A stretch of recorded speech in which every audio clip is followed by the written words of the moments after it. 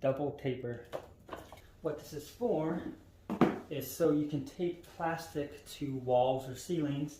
And I'm going to use two different sizes. I'm going to use a sharp line tape,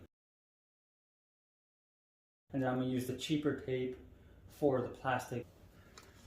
Alright, I made an adjustment. I put the small roll on the lower side. Now, with it like this, there's more tape on both sides.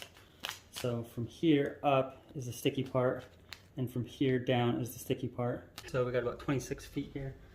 I'm gonna use a laser. That's where my plastic's going. So I'm gonna run the tape perfectly along this laser here.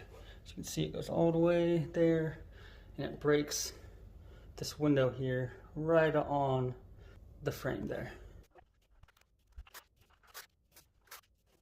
I have 12 by 400 plastic. I don't know if you saw that. I'll start at one side of the wall. Pull out the length you need. So we can just make this corner.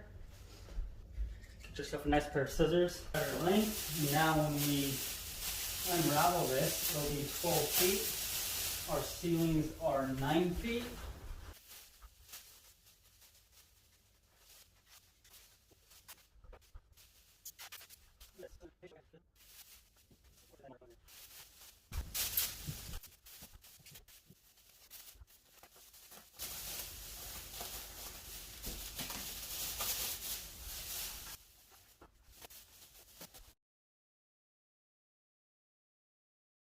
Tape is on the bottom, like I was saying.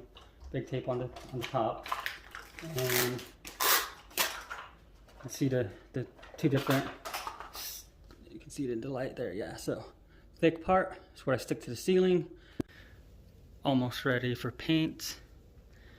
Everything taped off. We have sharp line painting tape wherever it's going to be painted next to. We have regular just tape for anything in between, because the cost difference is $2 more per roll for the sharp line, so no need to waste it on stuff like that. Got a light sanding going.